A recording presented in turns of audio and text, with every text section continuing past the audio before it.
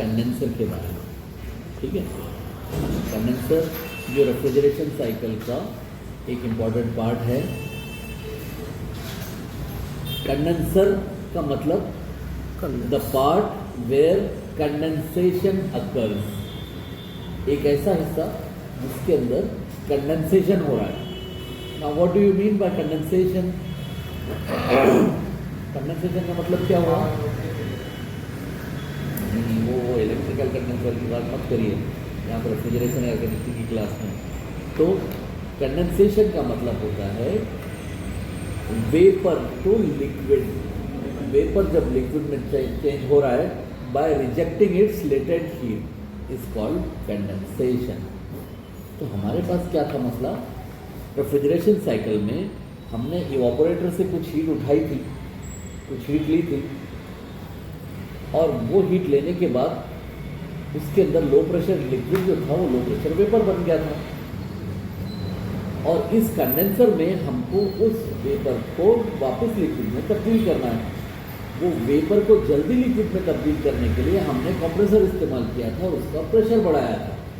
ये हमको पहले से पीटी चार्ट देख के मालूम हो गया था कि इतने प्रेशर पे इतना टेम्परेचर इसका रहेगा, पॉइंट ऑफ इतने टेम्परेचर हो जाएगा। तो हम ये चाहते हैं कि एम्बिएंट टेम्परेचर कितना होता है? मीन एम्बिएंट टेम्परेचर इंडिया में हम लोग 30 मानते हैं। ठीक है, उससे कम भी होगा, उससे ज़्यादा भी होगा, औसत तो 30 मानते हैं। ठीक है, एक तो ये 30 मान लिया मीन। उसके बाद मैक्सिमम एम्बिएंट टेम्परेचर कितना होता है इंडिया में? 45 के आसपास जाता है, उससे ज़्यादा तो नहीं जा सकता। हाँ, तो मैक्सिमम जो है ना, मैक्सिमम ये है 45 डिग्री सेंटीग्रेड। तो अब जब गर्मी ज़्यादा होगी तो कहीं खुदा ना खास्ता हमारी कोई रेफ्रिजरेशन साइकिल फेल ना हो जाए। हम ये चाहते हैं कि चाहे माहौल का टेम्परेचर 45 डिग्री आए, हमारा कंडेंसर हीट रिजेक्ट करते रहना चाहिए, हमारे कंडेंसर में लिक्विड बनते रहना चाहिए, है ना। तो उसके अंदर कुछ ऐसा पॉइंट सेट करेंगे हम, पॉइंट ऑफ लिक्विफिकेशन, कि वो ज़रा ज़्यादा पे ही लिक्विड बन जाए, ज़्यादा टेम्परेचर पे। तो हम मान लेते हैं 50 डिग्री सेंटीग्रेड। अब हमने ये मान लिया कि हमारे कंडेंसर में 50 डिग्री सेंटीग्रेड पे लिक्विड बन जाना चाहिए। उस हिसाब से कंप्रेसर सिलेक्ट किया और उतना प्रेशर सिलेक्ट किया। मान लीजिए 22 नंबर गैस है, या मान लीजिए 134, चलिए रेफ्रिजरेटर की बात करते हैं, 134 गैस है। तो 134 ए गैस है। अगर आप पीटी चार्ट देखेंगे तो 176 समथिंग के ऊपर वो 50 डिग्री के ऊपर लिक्विड बनता है जी। तो हम मान लेते हैं 176 से और आगे बढ़ा देते हैं 180। ठीक है, तो 180 psi हम इस कंप्रेसर से क्रिएट कर लेंगे। ये जो आपका रेफ्रिजरेशन साइकिल था, ये लीजिए, ये आपको 100 बार बनाना पड़ेगा, मैं आपको पहले बता दिया था। लीजिए, ये कंप्रेसर हो गया।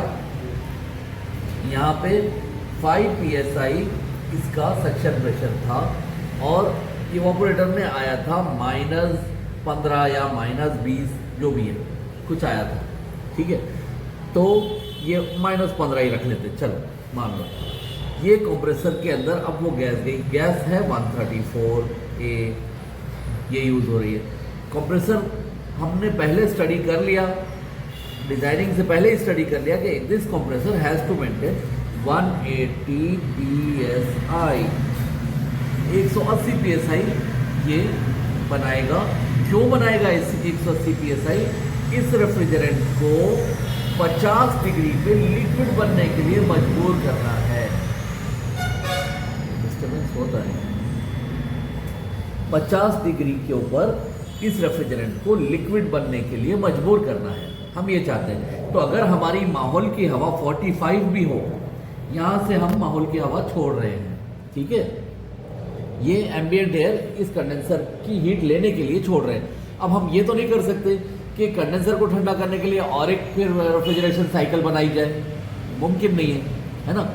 हमको यही माहौल की हवा यूज़ करनी है। तो ये माहौल की हवा अगर 45 डिग्री भी हो जाए, तब भी इतनी हीट रिजेक्ट हो जाए कि ये लिक्विड बन सके। तो इसलिए हम इसका पॉइंट सेट करते हैं 50 डिग्री। तो 50 डिग्री के ऊपर लिक्विड बनने के लिए इसे चाहिए 180 psi। तो हमने इस कंप्रेसर से 180 psi तो क्रिएट कर लिया। अब बात करते हैं कंडेंसर की। इस कंडेंसर को खोल के देखते हैं ये है क्या। ठीक है, तो कंडेंसर में क्या हुआ, ये मिटा देता हूँ। ये लीजिए, ये एक समझ लीजिए कि यहाँ से शुरू हुआ, ये घुमा घुमा घुमा घुमा घुमा ये निकला, और यहाँ से ये शुरू हो रहा है, ये घुमा ये घुमा ये घुमा और यहाँ आ गया। इस कंडेंसर पे यहाँ टॉप पे कितना है 180 psi। ये हमने इसको 50 डिग्री पे लिक्विड बनने के लिए बनाया था, उस हिसाब से ये प्रेशर क्रिएट किया था। ठीक है, तो यहाँ से ये प्रेशर आ गया वेपर में। लेकिन इस वेपर का टेम्परेचर कितना है, कंप्रेसर ने उसका प्रेशर तो बढ़ाया लेकिन टेम्परेचर भी तो बढ़ गया। तो टेम्परेचर सपोज यहाँ 70 डिग्री सेंटीग्रेड आ रहा है, 70 डिग्री सेंटीग्रेड टेम्परेचर आ रहा है। हुआ इस कंडेंसर में पहली कॉइल में घूमा तो क्या हुआ, ये 70 से जाके यहाँ हो गया 60 डिग्री। लिक्विड बना क्या, नहीं बना। लिक्विड कितने पे बनना है, 50 पे। फिर और घूमा तो यहाँ आ गया मान लीजिए 50। लिक्विड बना, नहीं बना, अभी नहीं बना यहाँ। तो ये जो है ना, जो लिक्विड बनने से पहले की जो ठंडक है वो सिर्फ गैस 70 डिग्री की गैस को 60 डिग्री की गैस बनाया था, 60 डिग्री की 50 डिग्री की गैस बनाया था। लेकिन गैस तो गैस ही थी, मतलब वेपर ही था, वेपर फॉर्म में। This rejection of heat is called D super heating. ये जो हीट थी, ये हीट निकालने को कहते हैं डी सुपर हीटिंग।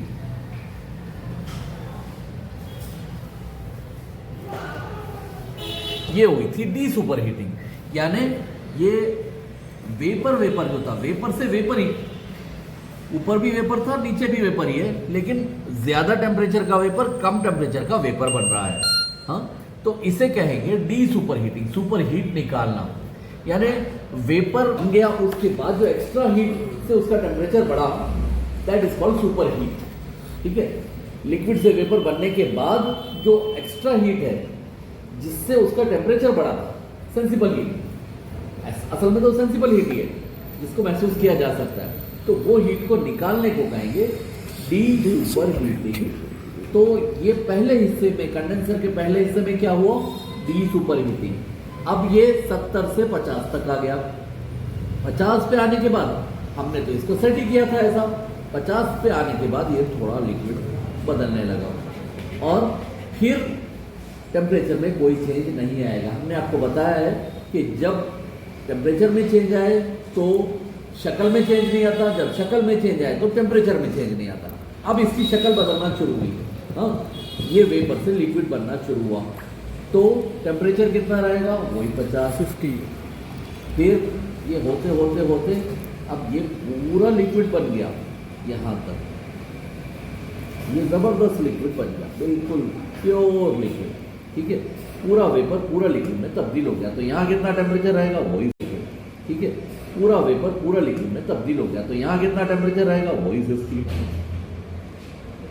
हमारी हवा यहाँ से आ रही है 45 की, मान लीजिए, उससे कम है तो बड़ी अच्छी बात है ना। अब ये 50 डिग्री का पूरा पूरा लिक्विड बन गया। तो ये लिक्विड बनना जहां से शुरू हुआ था और लिक्विड बनना जहां खत्म हुआ, यहां पूरा लिक्विड बन गया। यहां से यहां तक, इस पॉइंट से इस पॉइंट तक टेम्परेचर में कोई चेंज नहीं आया। हेलो, सुन रहे हैं? टेम्परेचर में कोई चेंज नहीं आया, सिर्फ स्टेट में चेंज आया, change of state, vapour to liquid. So this the heat rejected during change of state is called latent heat. Latent heat ये रिजेक्ट किए और इस प्रोसेस को क्या बोलेंगे, कंडेंसेशन।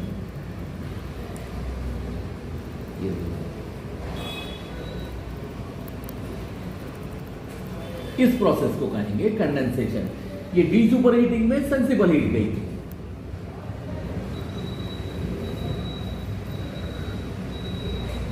ये सेंसिबल हीट रिजेक्ट किए थे, वो 70 से 50 तक लाए थे, वो हुई थी डी सुपर हीटिंग। पहला प्रोसेस डी सुपर हीटिंग, दूसरा प्रोसेस कंडेंसेशन। कंडेंस हो गया, वो वेपर से लिक्विड में तब्दील हो गया। और लिक्विड का टेम्परेचर कितना है? 50। वेपर का भी 50 था, लिक्विड का भी 50, यानी इस शक्ल में चेंज होने के दौरान इसके टेम्परेचर में कोई फर्क नहीं आया। नेक्स्ट, अब क्या हुआ? 45 की हवा 20 के ऊपर जा ही रही है। यहाँ जो लिक्विड बन गया, अब 50 डिग्री के ऊपर पूरा लिक्विड बन गया। अब वो लिक्विड और ठंडा हो रहा है। जब पूरा लिक्विड बन गया, बिल्कुल वेपर नहीं बचा, अब और ठंडा करेंगे इसको, तो ये लिक्विड आगे और ठंडा होगा। अब 50 के बाद 49, 48, 47 जो भी होगा वो बनता रहेगा। ठीक है, ये कंडेंसर के एंड पे ये ज़बरदस्त सा लिक्विड बन गया। ओके, तो ये 50 के बाद से जो प्रोसेस शुरू हुआ, ये यहाँ से 50 से ये मान लो यहाँ पे आ गया 47 डिग्री। तो 50 से 3 डिग्री नीचे उतरा ना, तो ये जो 3 डिग्री नीचे उतरा, दिस इज कॉल्ड सब कूलिंग। दिस इज कॉल्ड सब कूलिंग। तो अब आपको पूरे कंडेंसर के देखने में तो एक जैसी कंडेंसर दिखता है ना, लेकिन उसको हम 3 पार्ट्स में डिवाइड कर सकते हैं वर्चुअली, असल में नहीं। मान लेते हैं कि इसके पहले हिस्से में एक्स्ट्रा हीट निकली, that is called D super heating. वो कंसंट्रेटेड वेपर बन गया, और फिर कंसंट्रेटेड वेपर बना जो पॉइंट ऑफ कंडेंसेशन था वहां तक। उसके बाद कंडेंस होना शुरू हुआ। जब कंडेंस होना शुरू हुआ तो टेम्परेचर में कोई चेंज नहीं आया। अब ये कंडेंसेशन हो रहा है 50 से 50 के बीच में। ये पूरा लिक्विड ही है। ठीक है, अब ये पूरा लिक्विड कंडेंस हो गया। अब 50 डिग्री का, उसके बाद और थोड़ा ठंडा कर रहे हैं हम, तो दैट विल बी कॉल्ड सब कूलिंग। के वो 50 से अब 49, 48, 47 ऐसा होगा। इसके दौरान क्या होता है? इसके दौरान भी सेंसिबल हीट रिजेक्ट होती है। अब ये कंडेंसर का सारा खेल समझ में आया। पहले हिस्से में डी सुपर हीटिंग, दूसरा हिस्सा असल है जहां पे कंडेंसेशन हो रहा है, वहां कौन सी हीट निकल रही है? Latent heat. और तीसरा हिस्सा जो वो लिक्विड बन गया उसको और प्योर कर रहा है, और लिक्विड थोड़ा सा ठंडा हो रहा है। हाँ, तो वो लिक्विड कंडेंसेशन के बाद जितना ठंडा होगा, दैट इज कॉल्ड सब कूलिंग। तो कंडेंसर के 3 फंक्शन हो गए। पहला फंक्शन हो गया डी सुपर हीटिंग, दूसरा फंक्शन हो गया कंडेंसेशन, और तीसरा फंक्शन हो गया सब कूलिंग। अब ये सब कूल्ड जो लिक्विड है ना, ये सप्लाई होगा एक्सपांशन डिवाइस फिर इवापोरेटर को इस तरह से। और सब कूलिंग के लिए कभी कभी क्या करते हैं, सब कूलिंग अच्छा करने के लिए कभी कभी ऐसा करते हैं कि ये लाइन को, यहाँ पे तो था कंप्रेसर, ये कंप्रेसर था, ठीक है, ये डिस्चार्ज लाइन निकल रही थी कंप्रेसर की, और यहाँ पे आ रही थी सक्शन लाइन। यहाँ से ये एक्सपांशन डिवाइस हो गया था, और यहाँ से शुरू हो गया था इवापोरेटर। ठीक है, ये इवापोरेटर था। हाँ, तो ऐसा करते हैं कि ये लाइन के साथ ये लाइन और ये लाइन बाजू बाजू अटैच कर देते हैं। ये लाइन भाई देख के तो ऐसा आपको दूर दिख रही है, लेकिन असल में तो बाजू 2 पाइप जा सकते हैं ना। तो ये पाइप जो जा रहा है, ये है कंडेंसर का आखिरी पाइप, और ये है सक्शन लाइन। सक्शन लाइन क्या होती है? गर्म या ठंडी? ठंडी, क्योंकि इवापोरेटर से आ रही है ना। ये ठंडक तो वेस्ट ही जानी है ना, तो ये ठंडक को यहाँ लिक्विड को और ज्यादा ठंडा करने के काम में ला लेते हैं। इस तरह से ऊपर से पाइपों को जोड़ दिए, इसकी ठंडक से ये और ठंडा हो गया, तो सब कूलिंग और बढ़ गई। समझ में आया? सब कूलिंग बढ़ गई, ये लिक्विड सब कूल हो गया, और वो जो इवापोरेटर से आने वाला वेपर है वो और सुपर हीट हो गया। सुपर हीट उसमें ऐड हो गई, क्योंकि वो तो वेपर था ना।